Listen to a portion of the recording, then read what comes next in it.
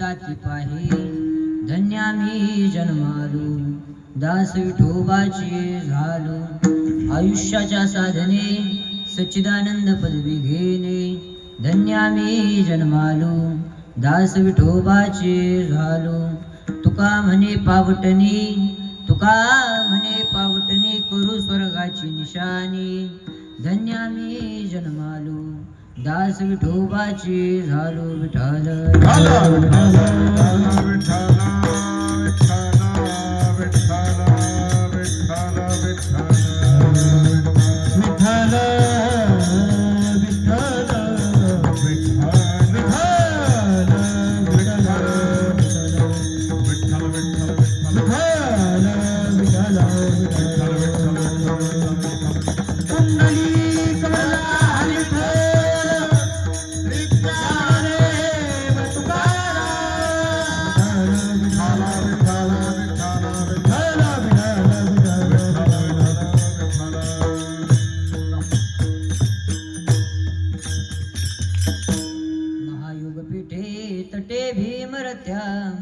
वरं पुंडरीकाय दातुं मुनीन्द्रै समागत्य तिष्ठन्तमानन्दकन्दं परब्रह्मलिङ्गं भजे पाण्डुरङ्गं नमो सद्गुरु तुकया ज्ञानदीपा नमो सद्गुरु सच्चिदानन्दरूपा नमो सद्गुरु भक्तकल्याणमूर्ती नमो सद्गुरु भास्करा पूर्णकीर्ती पांडुरंगा करू प्रथम नमन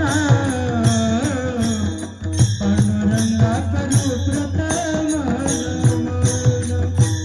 पांडुरंगा करू प्रथम नमन पांडुरंगा करू प्रथम नमन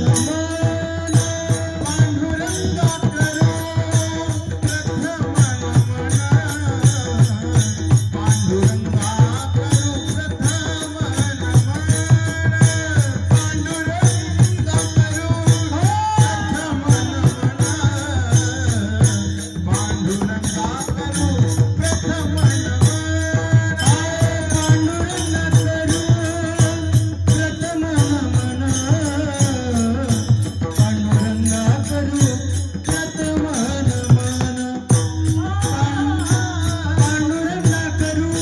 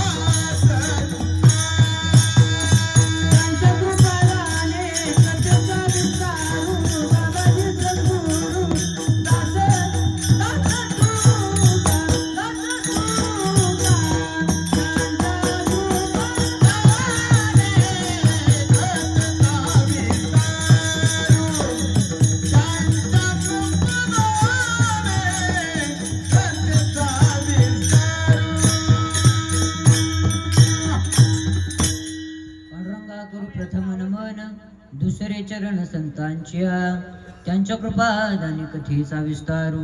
बाबाजी सद्गुरु दास तुका जयांचे केल्या स्मरण, होय सकल विद्यांचे अधिकरण. तेची बंधू श्री चरण श्री गुरूंचे, ते नमस्कारून आता प्रस्तुत. प्राप्त प्रसंगी कीर्तन रूपी सेवे करता निवडलेला अभंग, भक्ती ज्ञान आणि वैराग्याचा त्रिवेणी संगम. शिवाय वारकरी पंथाच्या कलशस्थानी विराजमान असणारे पंचावतारी संत जगद्गुरु श्री संत तुकाराम महाराज यांचा 4 चरणाचा अभंग निरूपणा करता निवडलेला आहे. विठ्ठल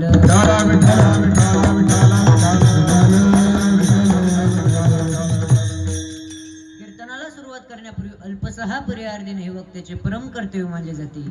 याने श्री जरंडेश्वर पायी दिंडी सोहळा, श्री क्षेत्र जरंडेश्वर ते श्री क्षेत्र पंढरपूर या दिंडी सोहळ्यामध्ये आजच्या दिवसाची कीर्तन रूपी सेवा माझ्यासारख्या पामराच्या वाट्याला आली, हे मी माझे परमभाग्य समजतो. आपल्या सर्वांचे श्रद्धास्थान असणारे परमपूजनीय महंत धनंजयगिरी बाबा यांच्या कृपाशीर्वादाने व माझे बाबा हरिभक्त परायण गुरुवारी प्रवीणजी महाराज शेलार यांच्या प्रेरणेने मी आज या ठिकाणी कीर्तन सेवेसाठी उभा आहे. विठ्ठल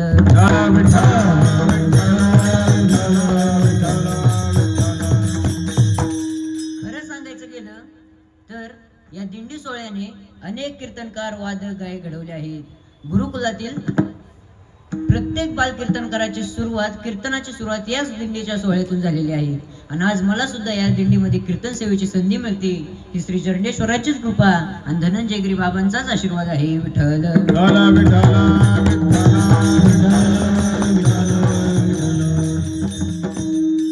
खर तर मी स्वतःला खूप भाग्यवान समजतो, कारण माझं नियोजित कीर्तन हे निढळच्या मुक्कामावरती होतं. परंतु माझा शालेय कुस्ती स्पर्धेचा फॉर्म भरायचा होता, म्हणून मला सुट्टी मिळाली नाही. सुट्टी न मिळण्याचे कारण पांडुरंगाला माझी कीर्तन सेवा त्याच्या गावात भूवैकुंठ असणाऱ्या पंढरपुरात करून घ्यायची होती, म्हणून मला सुट्टी मिळाली नाही. विठ्ठल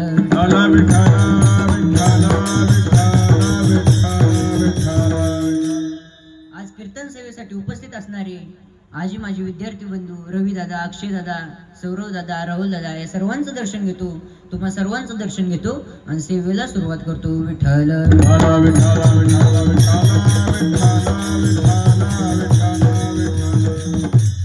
प्रस्तुत अभंगामध्ये जगद्गुरु तुकाराम महाराज म्हणतात की मृत्यू लोकांमध्ये देह कुणालाही मिळत नाही. अरे बाबा, देव अपेक्षा करतात, पण त्या देवांना सुद्धा दुर्लभ असणारा हा मानव देह आपल्याला लाभलेला आहे. खरंच आपण भाग्यवान आहोत. धन्य आम्ही जन्मालो, दास विठोबाचे झालो. नुसतं जन्माला येणं भाग्य नाही, तर दास विठोबाचे झालो म्हणून भाग्य आहे. पुढे जाऊन महाराज सांगतात, याच देहामध्ये याच आयुष्याच्या साधनांना एक दिवस देवत्व प्राप्त होऊ शकतं. आपणच देव होऊ शकतो. आयुष्याच्या साधने सच्चिदानंद पदवी घेणे. धन्य आम्ही जन्मालो, दास विठोबाचे झालो. आणि एकदा का देवत्व प्राप्त झालं, तो खुनेचा स्वर्ग, त्याला शिडी लावून जाण्याची ताकद आमच्यामध्ये आहे. कशाच्या बळावर? या मानवदेहाच्या बळावर. तुका म्हणे पावटणी करू स्वर्गाची निशाणी. धन्य आम्ही जन्मालो, दास विठोबाचे झालो. हा झाला अभंगाचा सरळ असा भावार्थ. विठ्ठल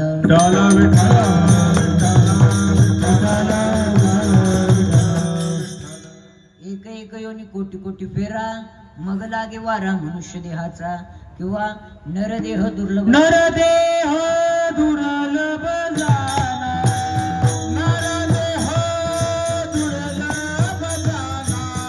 शतवर्षाची गणना, शतवर्षाची गणना. त्यामध्ये दुःख यातना, त्यामध्ये दुःख यातना.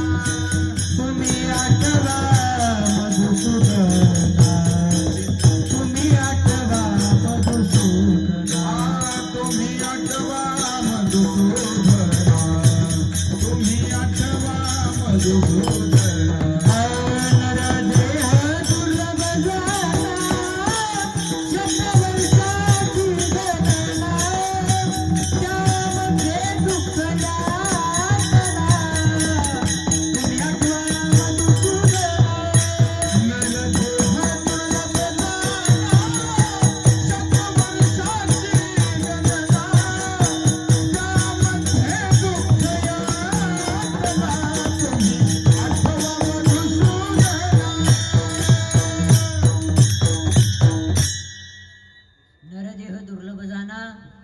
वर्षाची गणना, त्यामध्ये दुःख यातना, तुम्ही आठवा मधुसूदना. सर्व गोष्टी आपल्याला पुन्हा पुन्हा मिळतील. गेलेली पत्नी आपल्याला पुन्हा मिळवता येईल, नाही चाली तर दुसरी करता येईल. गेलेलं धन आपल्याला पुन्हा मिळवता येईल, गेलेला मित्र आपल्याला पुन्हा मिळवता येईल. पण देह पुनर्वित्तम पुनर्मित्रम पुनर्भार्य पुनर्मही एतत् सर्व पुनर्लभ्यम न शरीर पुनः पुनः. शरीर पुन्हा पुन्हा नाही. There is no second chance. मौका दोबारा नहीं मिलेगा. पाप आणि पुण्याची लिक्विडिटी मेंटेन व्हावी लागते, त्यावेळी हा मानव देह आहे. सहजासहजी आहे. पाप आणि पुण्य समान व्हावं लागतं, त्यावेळी हा मानव देह आहे. सहजासहजी नाही. पावला हा देह कागटाळे न्याय, न घडो उपाय घडो आले. आंधळ्याच्या हातामध्ये जसा कावळा सापडावा तसा हा मानव देह आहे. एक अंध व्यक्ती रोज सकाळी नदीवरती स्नानाला जायचा, कमरे इतक्या पाण्यामध्ये जायचा, आकाशामध्ये टाळी मारायचा, मग पाण्यामध्ये उडी मारायचा. रोजचा नित्यनेम होता. आधी टाळी मारायचा, मग पाण्यामध्ये उडी मारायचा. एके दिवशी नदीच्या दिशेने स्नानाला जात असताना गावच्या चौकामध्ये काही शिपाई दवंडी देत होते. जो कोणी राज दरबारावरती जिवंत कावळा पकडून आणेल त्याला 5,000 रुपयाचं बक्षीस. किती? 5,000 रुपयाचं बक्षीस. आंधळ्याने विचार केला, एखादा जिवंत कावळा पकडणं तर चांगले डोळस माणसाला शक्य नाही. आपण तर आंधळ आहोत, त्या नादाला न लागलेलं बरं. आंधळ्याने दुर्लक्ष केलं आणि नदीच्या दिशेने निघाला. ठरल्याप्रमाणे कमरे इतक्या पाण्यामध्ये गेला. जशी टाळी मारायला गेला तसा हातामध्ये कावळा सापडला. आंधळ्याला खूप आनंद झाला. काय योगायोग आहे. सकाळीच राजदरबारातील शिपायांनी दवंडी दिली होती की जो कोणी जिवंत कावळा पकडून आणेल त्याला 5,000 रुपयाचं बक्षीस. आणि आज कावळा सापडला. पण हा मानव देह इतका स्वार्थी महाराज. ते आंधळ हुशार होतं. त्याने विचार केला, आज कमीत कमी 5 कावळे पकडायचे, म्हणजे 5 25,000 रुपये एकदाच मिळाले की पुन्हा आयुष्यभर भिका मागायची गरज नाही. त्याने सापडलेला कावळा बगलमध्ये दाबून धरला आणि दुसरा कावळा पकडण्यासाठी गेला तसा पहिला सुद्धा कावळा बगलीतून निष्ठून गेला. आता आयुष्यभर जरी टाळ्या मारत बसला तरी पुन्हा कावळा सापडणार नाही. आंधळ्याच्या हातामध्ये जसा कावळा सापडावा तसा हा मानवदेह आहे. नाथ बाबा भागवतामध्ये खूप गोड वर्णन करतात. ऐसे जाणावया निज स्वरूपाते, पूर्वी तेने श्री अनंते, आपुल्या मायेची निसंते केली भूत शरीरे, एकी केली भूचरे, एकी केली खेचरे, एकी केली जलचरे, चराचरी ते भो एक. पाण्यामध्ये पोहणारे प्राणी तयार केले, आकाशामध्ये उडणारे प्राणी तयार केले, जमिनीवरून सरपटणारे प्राणी तयार केले, 2 पायाचे शिंगवाले केसवाले अनेक प्राणी महाराज देवाने तयार केले. पण त्यांच्याकडे पाहून देवाला सुख वाटलं नाही. आपल्या जीवाभावाचा, आपल्याला आपलं म्हणणारं कोणीतरी असावा म्हणून देवाने हा मानव देह तयार केला. पण माणसाला त्याची अजिबात किंमत नाही. देवे दिला देह भजन, देवे दिला देह भजना घुमता, देवे दिला देह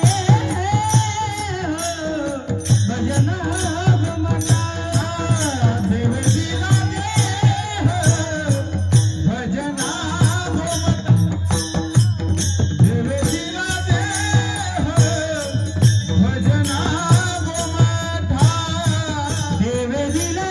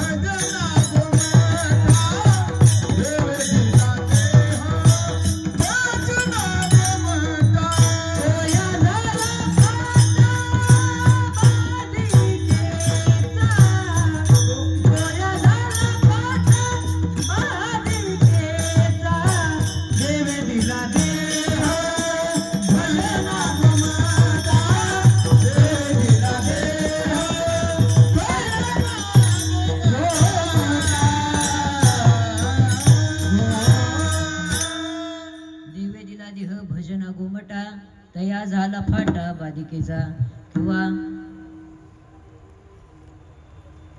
देवे दिला देह भजना गोमटा तया झाला फाटा बाधिकेचा किंवा दिली इंद्रिय हात पाय कान दिले इंद्रिय हात पाय कान डोळे मुख बोलाया वचन डोळे मुख बोलावया वचन जेणे तू जोडशी नारायण जेणे तू जोडशी नारायण नासे जीवन भवरो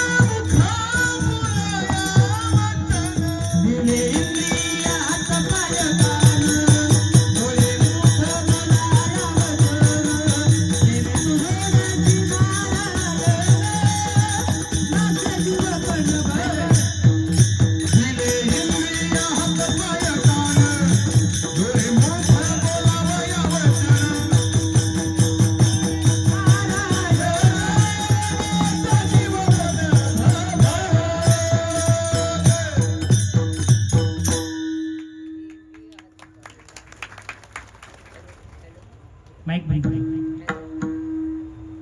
बटन बंद केलं का तिथलं हॅलो हा दिली इंद्रिय हात पाय कान डोळे मुख बोला या वचन जेणे तू जोडसी नारायण अण्णासेब जीव पण भोरोग. हे जोडण्याकरता उपयोग नाही झाला तर महाराज म्हणतात नाही तरी गेला जन्म वाया नाही तरी गेला जन्मवाया नाही तरी गेला जन्मवाया नाही तरी गेला सांगतो तुम्हाशी गजानन विठ्ठला सांगतो तुम्हाशी गजानन विठ्ठला नाही तरी गेला जन्म वाया नाही तरी गेला जन्म वाया सांगतो मासी भगवान विठ्ठला सांगतो तुम्हासी भगवान विठ्ठला नाही तरी गेला जन्म वाया नाही तरी गेला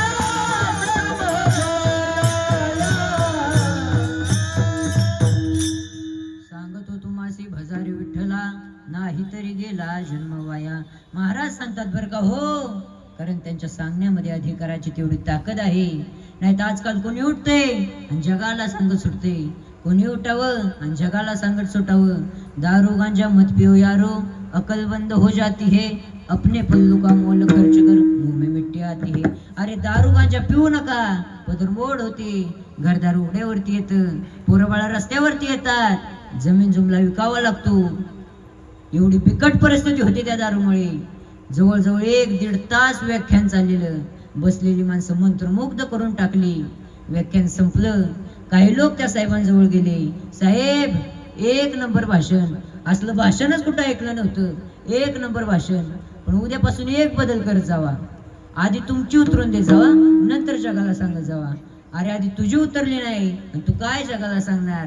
अधिकार तैसा दाविला मार्ग चालता हे मग कळू आले. तुला जेवढं जमतंय तेवढंच तू जगाला सांगण्याचा प्रयत्न कर. विठ्ठल विठ्ठल विठ्ठल विठ्ठल विठ्ठल विठ्ठल विठ्ठल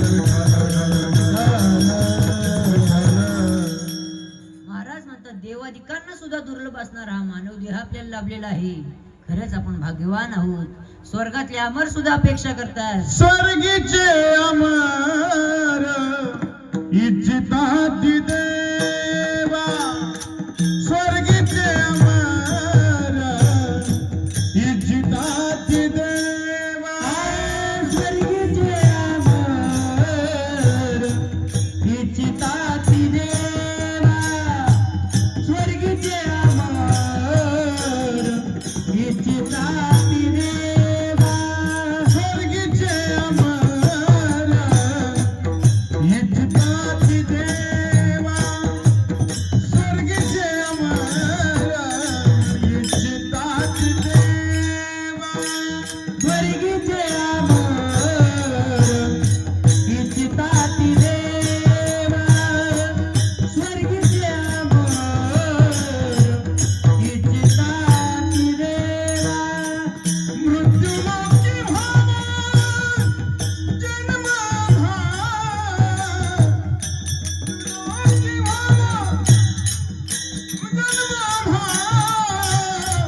नारायण नामे हो जीवनोक्त, नारायण नामे हो जीवनोक्त, हे मृत्युलोकी व्हावा जन्म,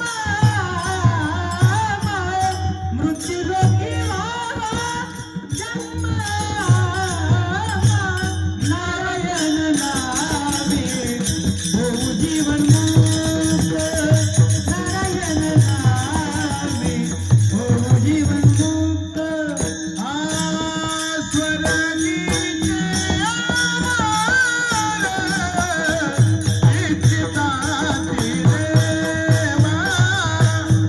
मृत्युलोकी व्हावा जन्म, स्वर्गीचे अमर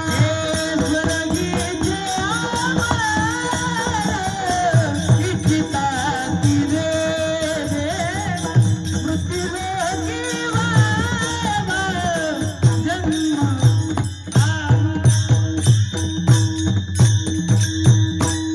स्वर्गीचे अमर इच्छिताती देवा, मृत्यूलोकी व्हावा जन्मामा. देवादिकांना सुद्धा दुर्लभ असणारा हा मानव देह आपल्याला मिळालेला आहे. हेच मार्गभंगाच्या पहिल्या इहलोकीचा देह, इहलोकीचा देह, इहलोकीचा हा देह, इहलोकीचा हा देह, इहलोकीचा देह, इहलोकीचा देह,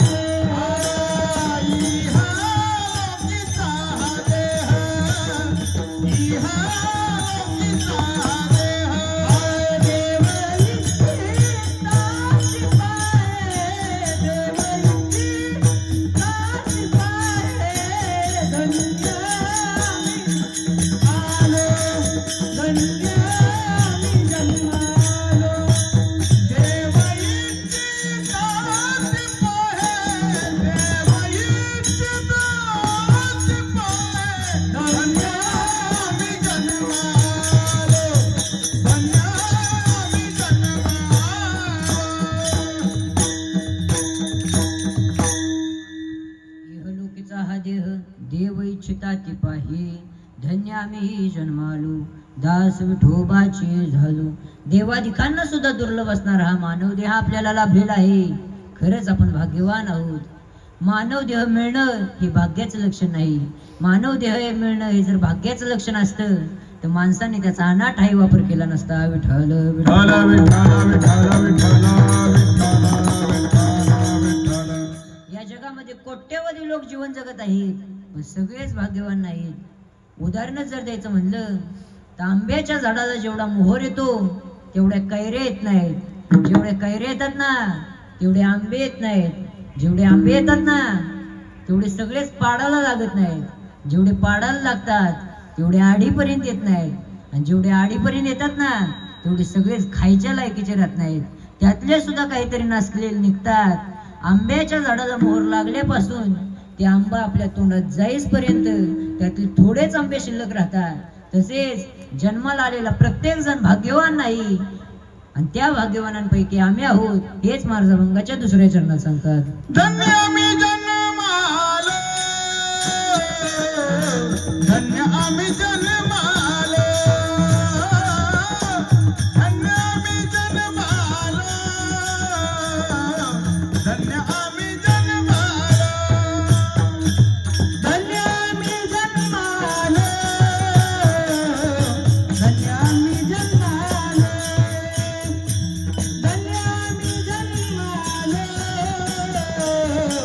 धन्य आम्ही जन्मालो. दास विठोबाचे झालो, दास विठोबाचे झालो, धन्य आम्ही जन्मालो, धन्य आम्ही जन्मालो, धन्य आम्ही जन्मालो,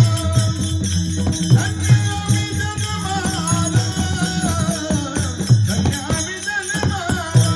हे दास विठोबाचे झालो, दास विठोबाचे झालो, धन्य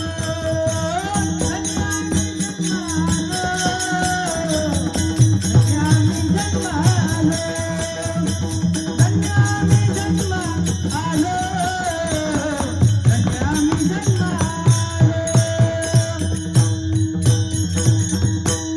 धन्य आम्ही जन्मालो, दास विठोबाचे झालो. विठोबाचे दास्यत्व मिळणे हेच खरे भाग्याचे लक्षण आहे. बटनवर हॅलो. हा चालू आहे. हात काढते. त्याला हात विठोबाचे दास्यत्व मिळणे हेच खरे भाग्याचं लक्षण आहे. भाग्यवंत मनोजया शरण गेले पंढरराया. जे विठोबाच्या जे पंढरीच्या पांडुरंगाला शरण जातात तेच खरे भाग्यवान आहेत. विठ्ठल विठ्ठल विठ्ठल विठ्ठल विठ्ठल विठ्ठल. महाराज म्हणतात याच देहामध्ये याच आयुष्याच्या साधनांना एक दिवस देवत्व प्राप्त होऊ शकतं. महाराष्ट्रातील अनेक साधू महात्मे संत याच आयुष्याच्या साधनाने देवापर्यंत पोचले आणि काही लोक याच आयुष्याच्या साधनाने राक्षस झाले. विठ्ठल विठ्ठल विठ्ठल विठ्ठल विठ्ठल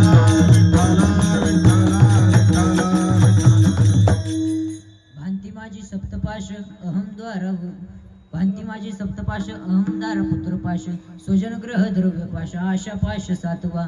मानव देह या 7 प्रकारच्या पाशांमध्ये अडकला आहे. काही लोक मुलाबाळांमध्ये अडकतात त्यालाच पुत्रपाश म्हणले आहे. गाडगे बाबांचा मुलगा सर्पदोषाने वारला. गावचा एक गृहस्थ गाडगे बाबांच्या पाशी बातमी घेऊन आला. त्यावेळी गाडगे बाबांचं कीर्तन चालू होतं. तो गृहस्थ म्हणला महाराज बंद करा ते कीर्तन. काय मिळेल तुम्हाला कीर्तन करून? काय दिलं त्या देवाने तुम्हाला कीर्तन करून? उलटून तुमचाच मुलगा मारून टाकला. गाडगे बाबा म्हणाले मुलगा मेलाय ना, काय झालं त्यात? मुलगा मेला म्हणून मी कीर्तन बंद करू? ज्याचा होता त्यानं घेऊन गेला. किती गेले कोट्या कोटी, काय रडू एकासाठी. गाडगे बाबा पुत्र पाशामध्ये अडकले नाहीत म्हणून देवापाशी गेले. विठ्ठल विठ्ठल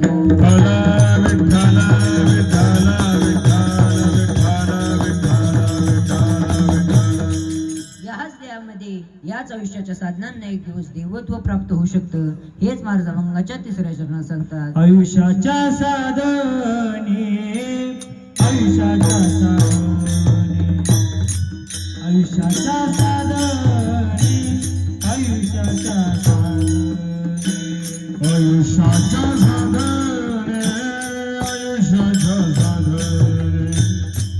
आयुष्याच्या साधने आयुष्याच्या साधने आयुष्याच्या साधने आयुष्याच्या साधने आयुष्याच्या साधने आयुष्याच्या साधने आयुष्याच्या साधने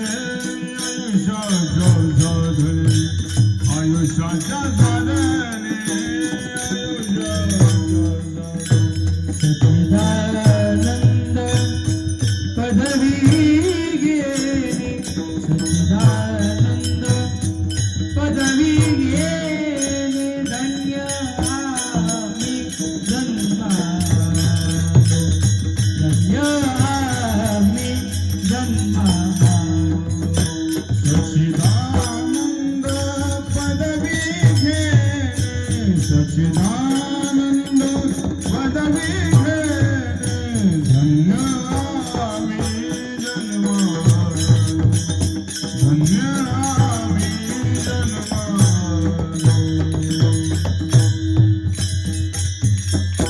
आयुष्याच्या साधने सच्चिदानंद पदवी घेणे धन्य आम्ही जन्मालो दास विठोबाची झालो. माझ्या अल्पशा बुद्धीनुसार 3 चरणांवर बोलण्याचा प्रयत्न मी तुमच्या समोर केलेला आहे. आता माझ्या पांडुरंग परमात्म्याचे भजन करूया. विठोबा रखुमाई विठोबा रखुमाई विठोबा रखुमाई विठोबा रखुमाई विठोबा रखुमाई विठोबा रखुमाई रखुमाई विठोबा रखुमाई काय विठोबा रखुमाई काय काय विठोबा रखुमाई विठोबा रखुमाई विठोबा रखुमाई विठोबा रखुमाई विठोबा रखुमाई